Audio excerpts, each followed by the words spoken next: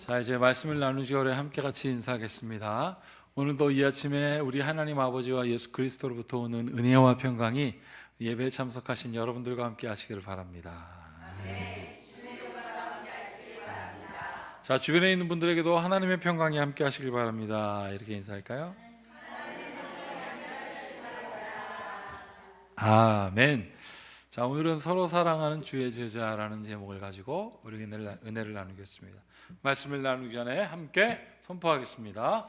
성경은 하나님의 말씀입니다. 오늘도 하나님께서 주님의 말씀의 종을 통해 이 성경의 진리를 나에게 선포하실 것입니다. 아멘.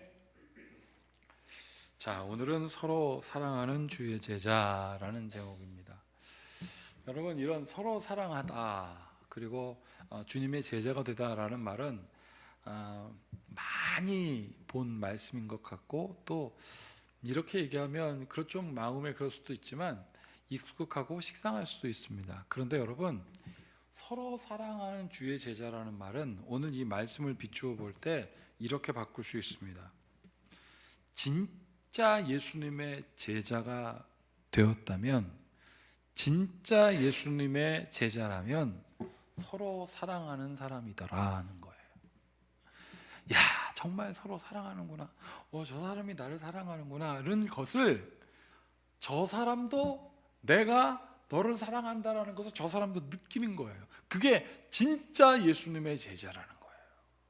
부부간의 사랑뿐만 아니라, 야, 저 사람이 나를 사랑하고 내가 저 사람을 사랑하는구나. 주의 제자 안에, 주의 이름 안에서 서로 느끼면 그게 진짜 예수님의 제자.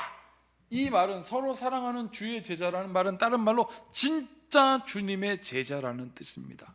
나는 여러분들이 그냥 교회 다니는 그냥 사람이 아니라 진짜 예수님의 제자가 되기를 축복합니다. 그리고 나 정말 예수님 제자 되고 싶어. 그러면 우리의 삶이 어떻게 변화될까요? 제가 여러분들이 아멘 했지만 그런데 쉽지 않습니다. 예수님의 진짜 제자 되는 거 쉽지 않습니다.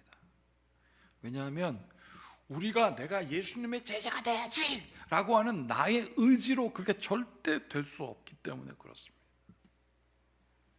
그런 모습을 볼 때 우리 주님이 참 마음이 답답하실 거예요. 예수님, 내가 예수님의 제자 아니겠습니까? 내가 예수님의 제자인데 예수님 죽는 곳에 내가 가게 놔둘 것 같습니까? 라고 베드로가 말할 때 예수님이 얼마나 마음이 답답했을까요? 내가 이 칼로 예수님 찍힐 거라고. 예수님 뭐라 그랬습니까? 답답하셔가지고, 칼로 일어난 자는 칼로 망해. 베드로야, 답답하지. 여러분, 스탠리 홀이라는 사람이 있어요. 20세기 초에 심리학자입니다. 그 사람이 청소년들에 대해서 깊이 연구했는데, 그 사람이 이 청소년기를 뭐라고 얘기하냐면 A period of storm and stress라고 되어 있어요. A period라는 것은 기간이란 뜻이고, storm은 폭풍이란 뜻이고, and stress, 청소년기에 우리 청소년들이 진짜 스트레스 받는 거예요.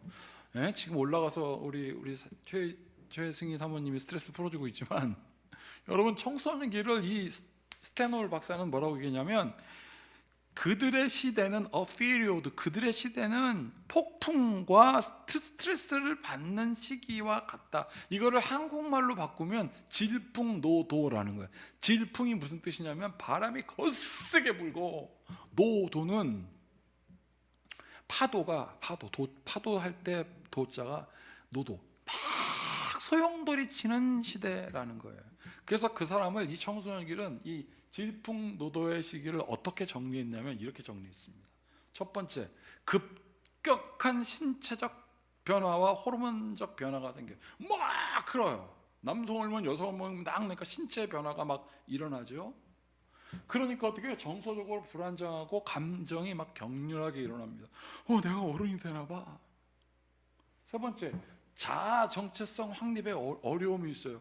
나는 아직 마음이 어리는 것 같은데 몸은 막 큰 거예요.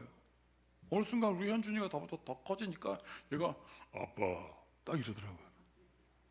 지가 무슨 어른인 것 같은데. 그런데 인지 능력의 발달과 비판적 사고가 늘어나. 그러니까 엄마가 뭐라, 엄마가 살았을 때는 1990년대고 나는 2000년대야, 밀레니엄이라, 엄마가 우리 세대를 알아 라고 말을 해요. 뭐 예준이 예인이는 안 그러길 바랍니다. 엄마가 뭐라, 엄마가 뭐라. 남자애들이 그러면요 아빠가 화내지만 여자애들이 그러면 나는 진짜 돌아버릴 것 같아요. 엄마가 뭐라 핑. 여기 그랬던 사람이 있어요. 네. 아무튼 자, 인지적 사고, 비판적 사고가 들어. 그 다음에 독립성과 의존성 사이에서 갈등해.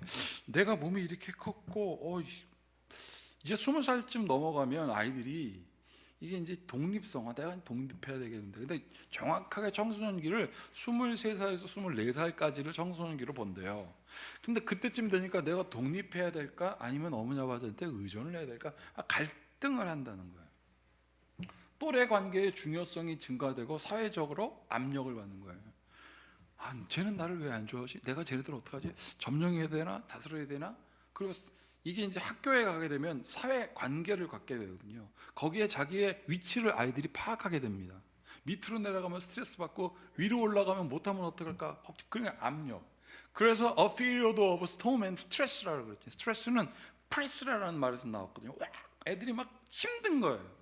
자, 근데 이 모든 것들이 왜 그런가라고 이 기전적으로 보니까 뇌의 발달에 불균형이 와서 그렇다라는 거예요. 자, 뇌에 보면 변연계라는 거 이렇게 있는데, 이 변연계는 뭐라면 감정과 충동을 감정과 충동을 관장하는 곳인데 그게 활발하게 발달해요. 자, 오른쪽 왼쪽, 오른쪽은요 감정적인 단어를 잘 수집해서 저장해서 그 안에 해마라는 곳에서 기억하고, 왼쪽은 수리적이고 논리적인 걸 들어서 그쪽 해마에서 딱 그것을 관장해서 기억하면 변연계에서 그거를 잘 섞어서 감정을 발달시키고, 그게 이 되뇌라고 그래요. 앞에 전두엽 이쪽으로 나와서 단어로 변화되는 거거든요. 자, 그런데 이 변연계는 막 발달하는데 여기 보세요. 전두엽, 이성적 판단과 충돌 조절을 담당하는 상태가 상대적으로 느리게 발달. 다른 데는 막 발달하는데 나온 이성적으로 판단해서 말하는 게 덜 발달하니까 얘네들이 어떻게 돼요? 답답하니까 엄마가 뭐라노 이렇게 되는 거라는 거예요. 이걸 질풍노도의 시기라고 합니다. 여러분, 그런데 오늘 우리가 구약을 읽었는데 구약에서 보면 진짜 질풍노도가 나와요. 진짜 질풍노도. 이런 심리적인 질풍노도가 아니라 정말 바람이 엄청나게 불고 파도가 막 소용돌이가 막 치는 장면, 바로 모세를 통해서 이스라엘 백성 200만 명을 끌어 딱 홍해 앞에 왔는데 홍해에 질풍노도가 불어서 쫙 갈라지는 장면이 있습니다. 그런데 그때 그 질풍노도, 자, 청소년기 생각했습니다. 자, 그 다음에 우리가 진짜 질풍노도를 봤어요. 근데 이 질풍노도를 보기 전에 이스라엘 백성들 마음 가운데 또 질풍노도가 옵니다. 뭐냐면, 아는 분도 계시지만 모르는 분도 계실 수 있으니까 제가 짧게 얘기할게요. 애굽에서 430년 동안 종로로 타던 그 이스라엘 백성을 모세를 통하여 하나님께서 구원하겠다라고 말씀하시고 그 사람들 200만 명을 끌고 나오는 결정적인 역할을 했던 게 10가지 재앙이었는데, 그 10가지 재앙 중에 마지막 재앙이 죽음의 재앙이었어요. 그거는 죽음을 담당하는 신이 오시리스라고 되어 있습니다. 오시리스. 근데 그 죽음의 신도 하나님께서 확 서로 잡은 거예요. 죽음의 신은 감당하지 못하는 거예요, 하나님의 힘을. 그래서 문설주에다 유월절 어린 양 피를 받는 집은 오시리스가 어떻게 할 수가 없게 하는 거예요. 그리고 장자들은 다 죽고 그 피를 바른 것만 살아나니까 애굽을 다스리던 바로가, 와, 오시리스도 이길 수가 없네. 그러니 이스라엘 나가. 200만 명이 쫙 나갔어요. 얼마나 좋았을까요? 야, 이겼다. 모세가 막 전진하니까 쫙 가요. 자, 그런데 홍해가 앞에 쫙 깔려 있는 거예요. 저걸 어떻게 넘지? 라고 생각하고 있는 뒤에 막 땅이 진동하는 소리가 훅 들려서 뒤를 쳐봤더니 흙먼 뒤에 쫙 하고 말소리가 나고 말 병거 소리가 꽉꽉 나는, 딱 보니까 바로가 앞에서 서서 죽여 전진, 이 장면이에요. 이 장면. 앞에 홍해가 있고 뒤에 바로가 나타나는 거예요. 가서 저 홍해길이 막혔으니까 죽여라고 하니까 이스라엘 백성들이 질풍노도에 빠졌습니다. 우리를 끌고 나오면 살려야지. 앞에는 홍해로 갇혀 있고 뒤에는 저 바로가 저 살기가 등등해서 오는데 우리를 여기서 죽게 합니까? 라고 하면서 마음의 질풍노도가 이르면서 40년 동안 이스라엘 백성들을 가나안으로 이끌어가는데 원망 엄청 많이 했거든요. 첫 번째 원망을 합니다. 나온 지 얼마 되지도 않아가지고 바로 이 원망이에요. 그들이 또 모세에게 이르되 애굽에 매장지가 없어서 우리에게 이같이 하느냐? 우리가 애굽에서 당신에게 이런 말이 이것이 아니냐? 이르기를 우리를 내버려 두라. 우리가 애굽 사람을 섬길 것이라 하지 아니하더냐? 애굽 사람을 섬기는 것이 광야에서 죽는 것보다 낫겠노라 라고 모세한테 막 첫 번째 원망을 합니다. 저 바로가 오면 거기에 엎드려 가지고 나 좀 살려주세요 라고 하는 게 낫겠다. 질풍노도가 일어났습니다. 거짓말인 거예요. 우리를 구원해 준다고 해놓고 200만 명이 나왔는데 이제 죽게 생긴 거죠. 여러분, 그래서 이들은 결정했습니다. 우리는 다시 애굽을 섬길 거야. 왜?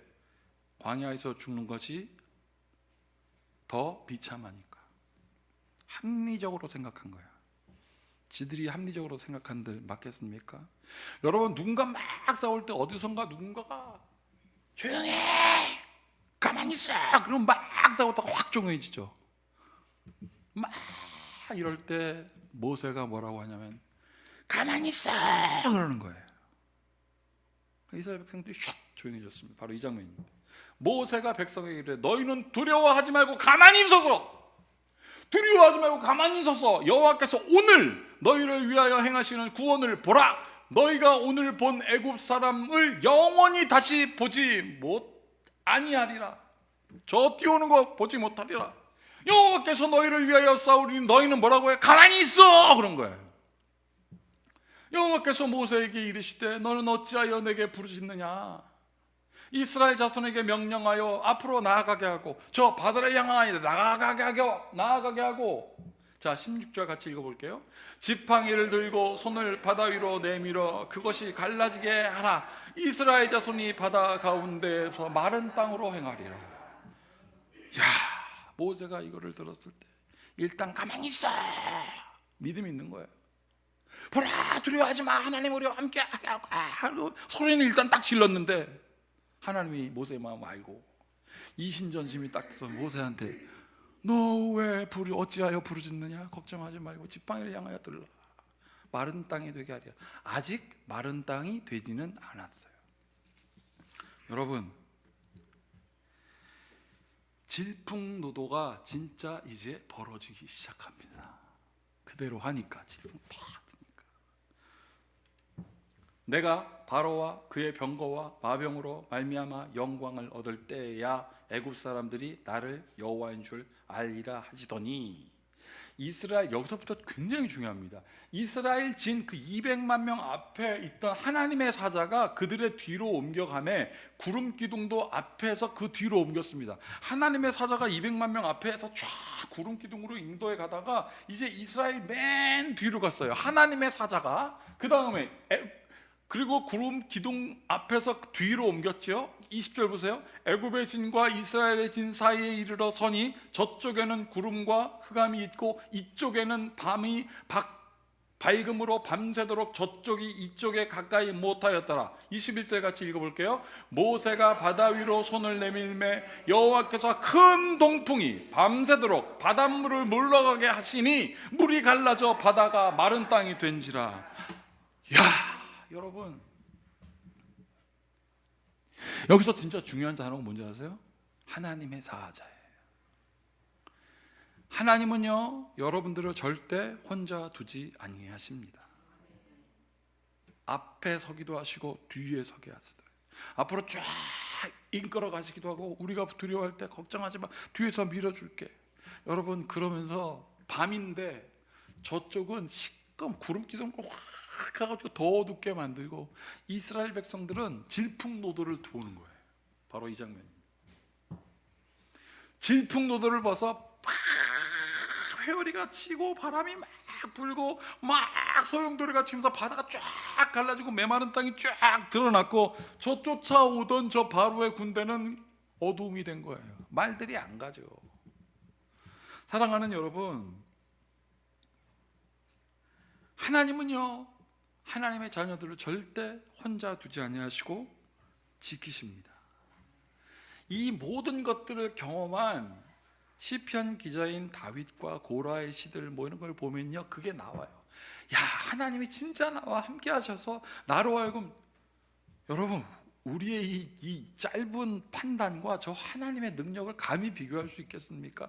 그래서 시편 148편 14절에 보면 이런 말씀이 있습니다. 다 같이 읽어보겠습니다. 그가 그의 백성의 뿔을 높이셨으니 그는 모든 성도 곧 그를 가까이 하는 백성 이스라엘 자손의 찬상을 받을 이시로다. 할렐루야. 여러분, 할렐루야라는 뜻이 무슨 뜻이냐면 찬송을 받으실 이에게 찬양하라 라는 뜻이에요. 여러분, 백성의 뿔이라는 뜻은 무슨 뜻이냐면, 저는 영어 성경을 보니까 호온이라고 써 있더라고요. 그래서 호는 빰빠밤 뭐 전쟁 나팔 소리를 외치는 줄 알았더니 그게 아니라 능력이라는 뜻이 돼요. 하나님이 우리와 함께 하시니 우리에게 능력을 주시더라. 여러분, 오늘 우리 권사님께서 사도행전을 읽으셨는데 거기 베드로 이야기가 나옵니다. 베드로가 환상을 봐요. 근데 그 환상을 왜 봤냐면, 베드로에게 복음의 전도 대상은 분명했습니다. 누구였냐면 유대인들, 곧 하나님의 선민이었기 때문에 그 사람들을 전도해야 돼요. 그리고 예수님께서 땅 끝까지 이르러 내 증인되라 그랬는데 땅 끝은 바로 예루살렘이거든요. 그러니까 유대인들 전도가 그 사람에게 목표였어요. 그러면 땅 끝을 돌아다니다가 이방인들을 만나서 이방인들이 복음을 들으면 복불복이었어요. 복음을 들어서 믿으면 다행이고 아니면 말고, 이런 식이었어요, 베드로는. 여러분, 그런데 베드로가 자기 고집을 꺾지 않는 거예요. 나는 유대인들에게 복음 전할 거예요. 그러니까 하나님이 베드로에게 아니야, 이것을 주목하여 보니 땅에 네 발 가진 것과 들짐승과 기는 것과 공중에 나는 것을 봐라. 뭐 뱀, 뭐 무슨 들짐승, 이건 뭐 여우 뭐 이런 것들이죠. 또 들으니 소리가 있어 내게 이르되 베드로야 일어나 잡아먹어라 하거늘. 자, 여기서 베드로가 유대인들에게 전도가 꽂혀 있다라는 것을 볼 수 있습니다. 내가 이르되 주님 그럴 수 없나이다. 속되거나 깨끗하지 아니하는 것은 결코 내 입에 들어간 일이 없나이다 하니, 또 하늘에서 두 번째 소리가 나서 이르되 하나님이 깨끗하게 하신 것을 내가 속되다 하지 말라 하더라. 이런 일이 3번 있은 후에 모든 것이 다시 하늘로 올라가더라. 여러분, 이것이 사도행전에 기록되었는데, 사도행전은 누가라는 사람이 썼고요, 베드로의 제자는 마가였습니다. 마가는 이방인들에게 복음을 전하기 위해서 쓴 책이 마가복음인데, 그러면 무엇을 뜻할까요? 마가한테 이렇게 얘기한 거예요. 마가야, 내가 옛날엔 그랬어. 나는 유대인들에게만 복음을 전하는 줄 알았어. 그런데 하나님께서 저거 3번이나 보여줬을 때 나 또 부인했다. 예수님은 3번 부인했잖아. 또 안 된다 그랬어. 그런데 하나님의 뜻은 이방인들에게도 복음을 전하는 거야, 마가야. 그 마가복음 쓴 거예요. 여러분, 이 사람이 왜 이것을 안 들었을까? 나는 유대인들에게만 전해야 돼 라는 생각을 했었거든요. 제가 한 번은 세브란스 병원에 가서, 지금 이제 1부예배 때는 제가 그 집회 이름이 생각이 안 났었는데, 세브란스 병원에 가서 아침 10시부터 저녁 6시까지 집회를 한 적이 있어요. 너무 길잖아요. 그 집회를 하다가 오후에 점심 먹고 이제 다시 집회를 하다가 전도 이야기가 나왔습니다. 그래서 전도 세미나를 하는데,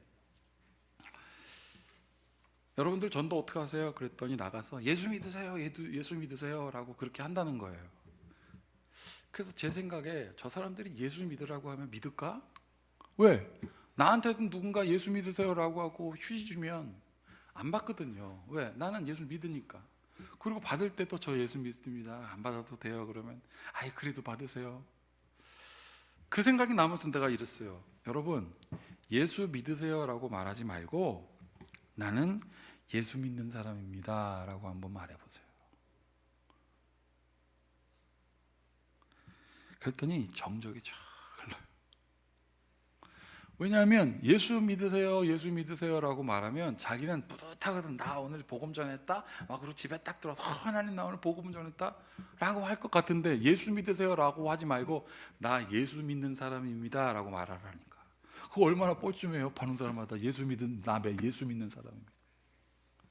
이건 무슨 뜻이냐면 자기 정체성을 분명히 하라는 뜻이에요.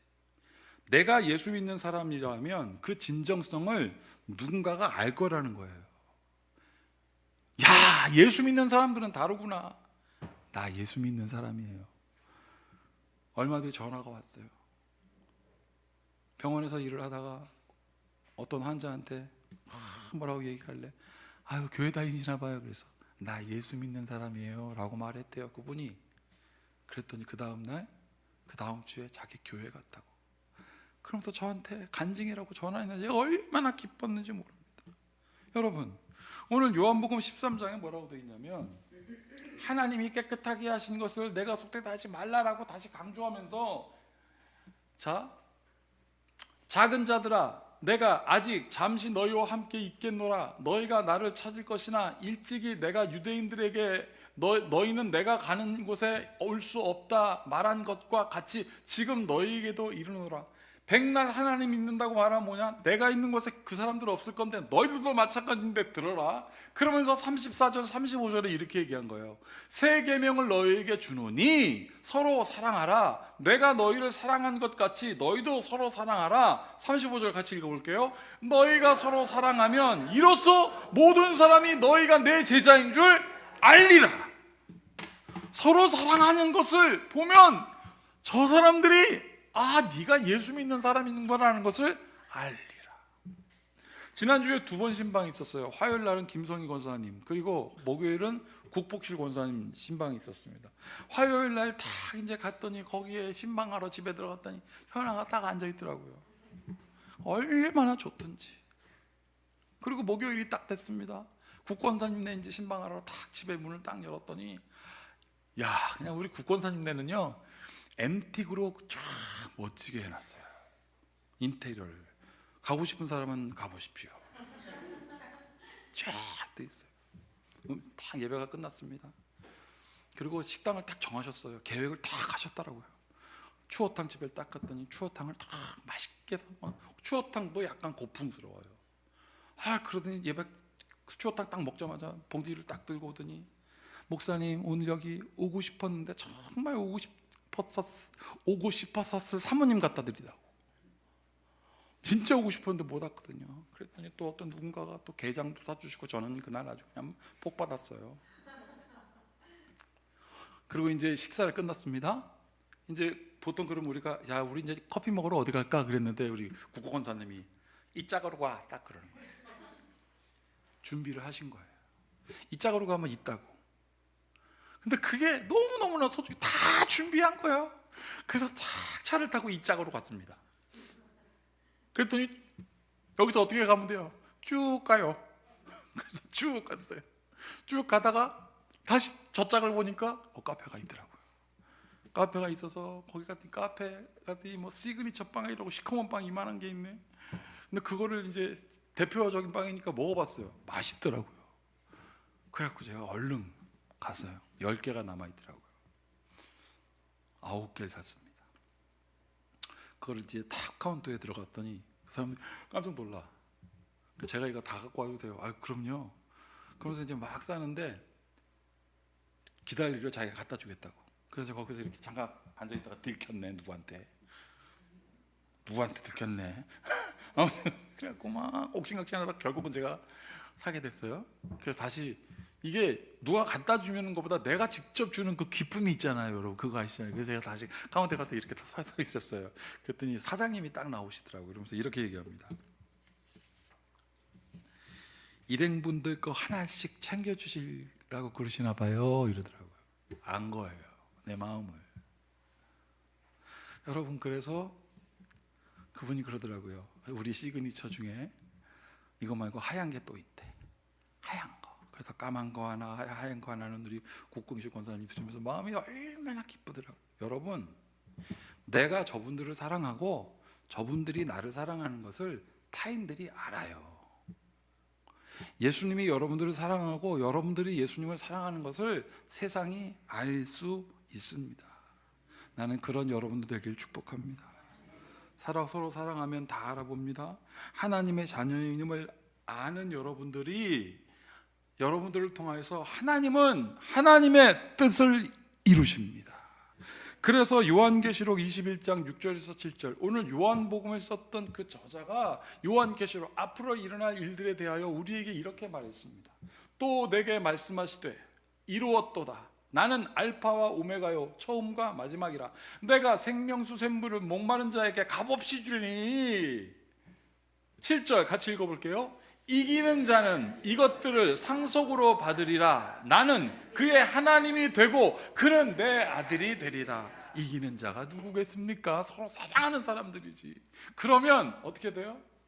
이것들을 상속으로 받으리라. 나는 하나님이 되고 너는 내 아들이 되리라. 서로 사랑하는 것을 알게 되리라.